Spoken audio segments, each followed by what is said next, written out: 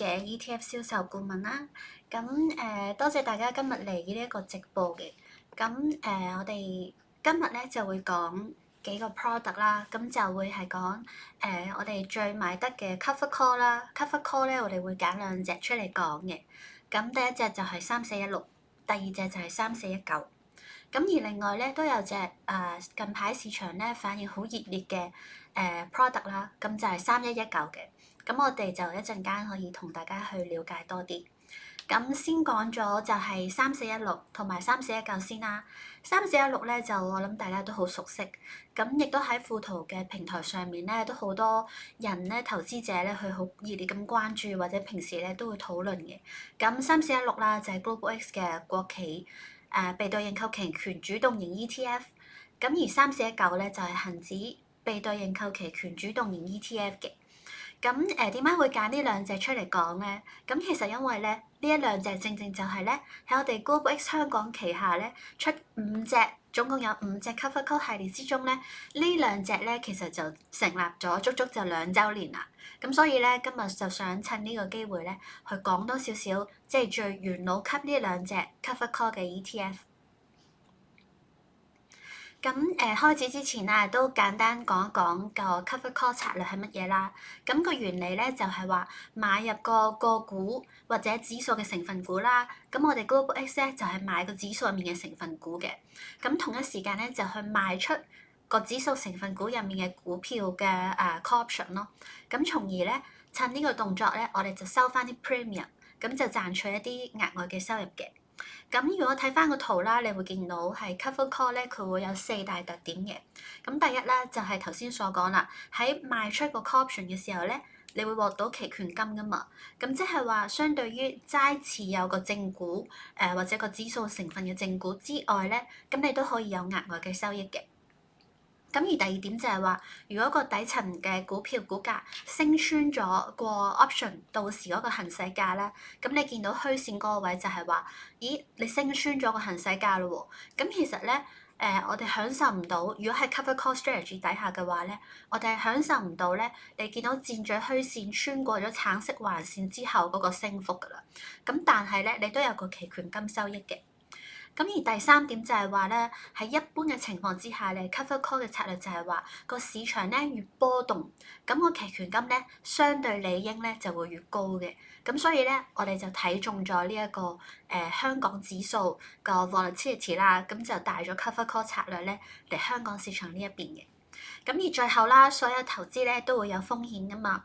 咁我哋咧就係話，如果個市場跌咯喎，咁因為個底層股票我哋都係揸緊啲正股噶嘛，咁所以咧我哋其實如果投資落 cover call strategy 咧，都會受到影響。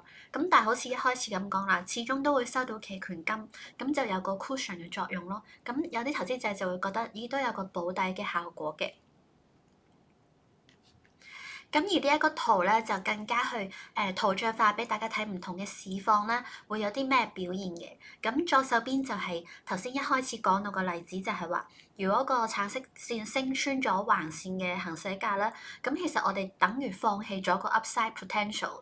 咁但係當然啦，如果你話，咦，我覺得個底層資產或者嗰個指數好有前景，我覺得佢會爆升嘅話，咁你就唔應該去用 cover call 呢個策略啦。咁而第二個 scenario 啦，最右手邊嗰幅圖啦，就係頭先講啦，一路跌喎，咁我哋都揸緊正股噶嘛，咁 Global X 都會一齊跌噶喎，即係入面嗰啲揸住嗰啲股票。咁但係咧，你見到虛線個位就係揸正股嘅時候啦，咁但係實線個位就係話，我哋其實做 cover call 主要嘅目的就係收個 premium 啊嘛。咁所以咧，其實如果個市一齊跌嘅情況下，我哋始終都收 premium 嘅話咧，咁其實咧都叫做有機會咧會好過個指數本身入面嘅表現咯。咁而中間嗰幅圖啦，就係話個指數我哋叫區間波動啦，即係上上落落咁樣。咁呢一個咧正正就係 cover call 咧比較預期比較理想嘅市況，因為咧，頭先所講啦，一般而言嗰個理論咧就係如果個市場波動率越高，期權金相對越高噶嘛。咁見到中間呢幅圖橙色虛線啦，上上落落，咁你見到佢都係 within 嗰個 strike price 嘅。咁我哋都講多少少，我哋係做 at the money 噶嘛，咁所以變咗咧就可以趁呢一個 volatility 係喺入面即係唔上唔落嘅市況咧，我哋收個期權金咯。咁呢個咧就係點解即係出咗2年做得咁好？咁係因為咧我哋用嘅指數成分股或者我哋個參考指數咧，都係利用呢一啲波動性咧去從而帶到個期權金出嚟俾我哋嘅投資者嘅。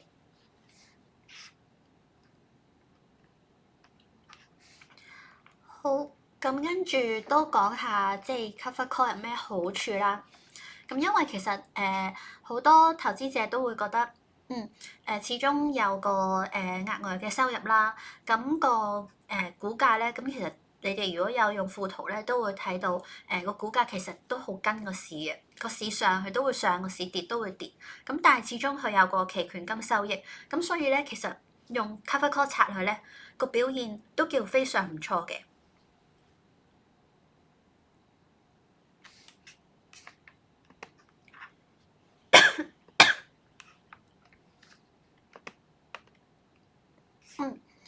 咁唔好意思啊，咁點解唔錯咧？咁趁呢個 slide 咧都可以帶俾大家睇下啦。ETF 我哋3416同埋3419過往嘅表現係點嘅？咁頭先一開始咁講啦，呢一兩隻3416、3419咧，其實係正出咗2年噶嘛。咁2年內發生咗咩事咧？點解會即係咁受歡迎咧？咁係因為咧，我哋其實高股 X 咧，我哋旨在就係每個月可以派到息出嚟嘅。咁令到我哋投資者咧就會有個額外嘅收益啊嘛。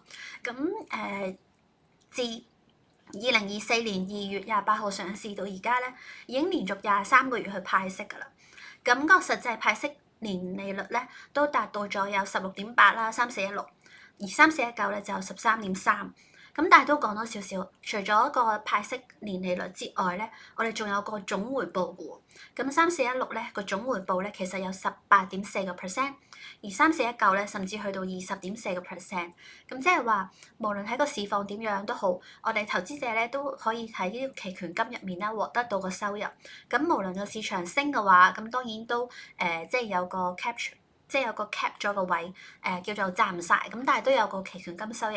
咁但係市場波動咧，咁就變咗個期權金收益就咁高咯。咁而市場下跌嘅時候咧，你都可以做到一個穩健嘅作用嘅。咁都講多少少啦。頭先講話個實際年利嗰個總回報派息率咧3419，其實我哋最近咧都有做到個調整嘅。咁就係咧，我哋採取咗就係用 weekly 做個 option 咯。咁個希望就係話，我哋由本身cover call 嘅 strategy 係我哋透過基金經理團隊喺主動型嘅部分咧，每個月去賣出個 call option 噶嘛。咁但係咧3419咧，我哋其實近呢2個月有做個調整，就係話由每月做個 call option 呢個動作咧，去收期權金。變咗咧，由每個禮拜做呢個動作去收期權金嘅。咁即係話咧，我哋其實希望就係無論係做每月定係每個禮拜都好啦。咁希望就係透過用個行使價係 within 個at the money 呢一個效果咧，咁就可以幫投資者咧去攞到多啲嘅期權金收益嘅機會咯。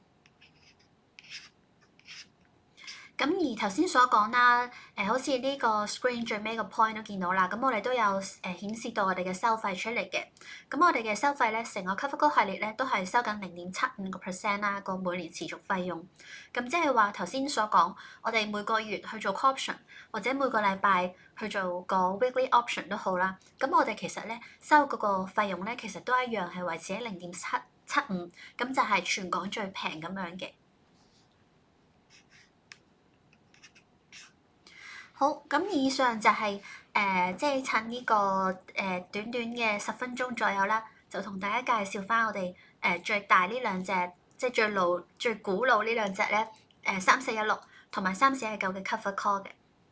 咁如果再有多啲問題嘅話咧，咁可以即係喺個 comment box 嗰度啦，咁我哋同事咧都會睇到，咁睇下下次我哋會答翻啲問題嘅。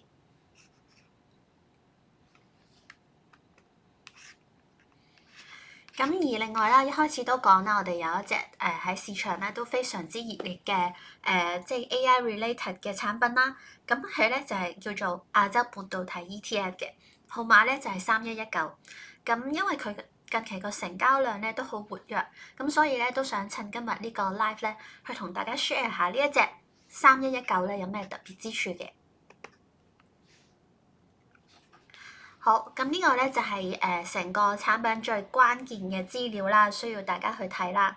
咁顧名思義啦，亞洲半導體，咁我哋都係 focus 翻咧即係用一個 ETF 咧去覆蓋翻成個亞洲 AI 同埋半導體有關嘅 ETF 嘅。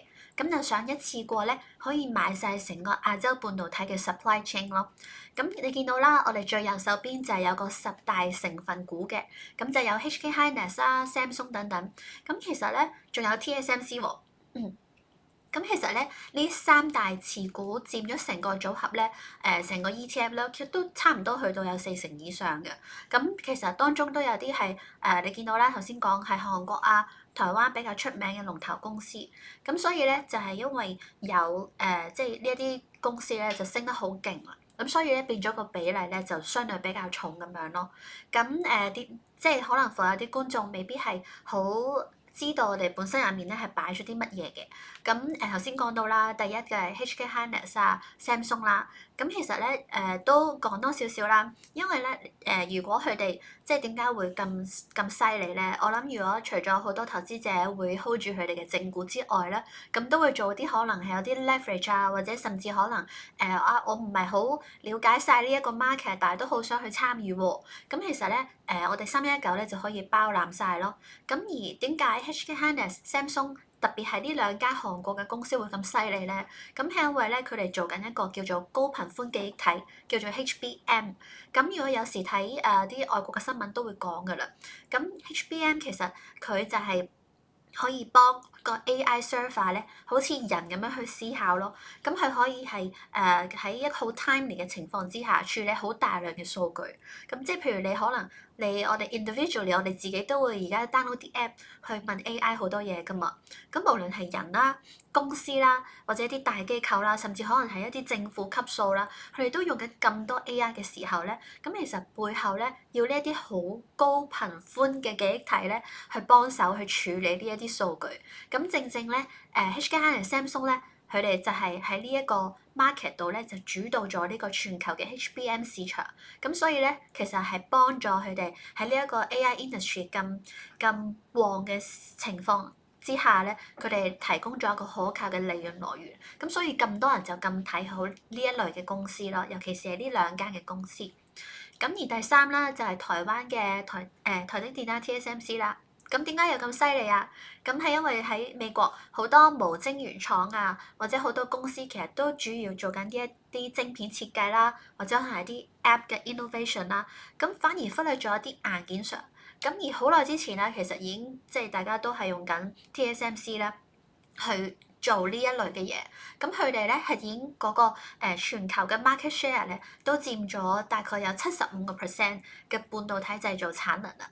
咁而當呢個 AI industry 更加受歡迎，更加係要講 tech 嘅時候咧，咁變咗呢一間公司唔淨止係受益者，佢直頭係未來 AI 產業嗰個基礎設施嘅一個無可或缺嘅生態系統嘅一個參與者咁樣咯。咁而最後啦，咁我哋都講多少少就係話，你見到10大入面佢都有啲係中國嘅股票喎，即係中國企業嘅股票啦，咁大家都應該好多人都好留意嘅。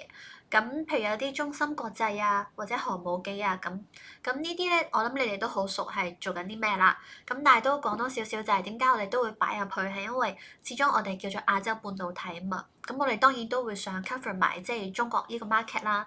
咁但係因為無奈地始終即係好多叫做美國嗰邊都有禁令啦，咁所以咧變咗中國就要靠自己去強勁翻個 AI 嘅即係供求嘅情況啦。咁變咗咧就推動翻中國半導體嗰個自給率咁樣咯，咁去打造翻全球咁具競爭力嘅 AI 模型啊，例如譬如好似 DeepSeek 咁樣啦，咁去做一啲高效能同埋成本效益為主嘅產品啦。咁其實呢兩間公司咧，亦都係背後做到好多呢一啲嘅叫做demand supply，去形成一個好好嘅自給自足嘅 market，俾中國嗰邊去做呢一樣嘢咁樣咯。咁而最後都講多少少啦，即係話講到咁多，咁其實個表現係點咧？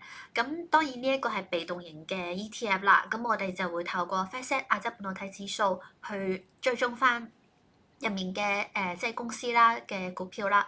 咁而年初如果喺右下角嗰度可以睇到咧，呢一個3119嘅表現，咁我哋就有3個月、6個月。年初至今同上市至今啦，咁其實咧都講聲唔好意思，我哋咧呢一個 slide 咧其實講緊係 as of 到1月尾嘅啫。如果你哋去我哋嘅香港 Global X 嘅官網咧，其實你見到咧佢個表現嘅數字咧，其實已經係升得更加高噶啦。咁我先講咗而家 screen 上面 show 咗暫時個表現先啦。咁其實3個月咧，我哋個 NAV 咧都去到有18.94%啦。6個月咧係直頭係衝破咗50。係去到56.65嘅，咁而 Inception 到而家咧已經超過咗100%，咁所以咧由此可見，你哋可以即係透過呢一啲實際嘅數據咧去了解翻呢一個3119咧係會唔會都適合大家去做呢一類嘅部署咯。咁所以如果你話對呢個板塊都好有信心嘅話咧，咁都可以等大家去考慮下嘅。咁而我哋GlobeX 嘅被動型嘅 ETF 咧管理費咧個1年內持續收費咧都相對比較平嘅，咁就係0.68咯。咁如果大家都可以用呢個少少嘅即係成本啦，去 capture 翻成個亞洲半導體 industry 嘅 upside potential 嘅。咁今日嘅 live 去到呢一度啦，多謝大家收睇，我哋下次再見，拜拜。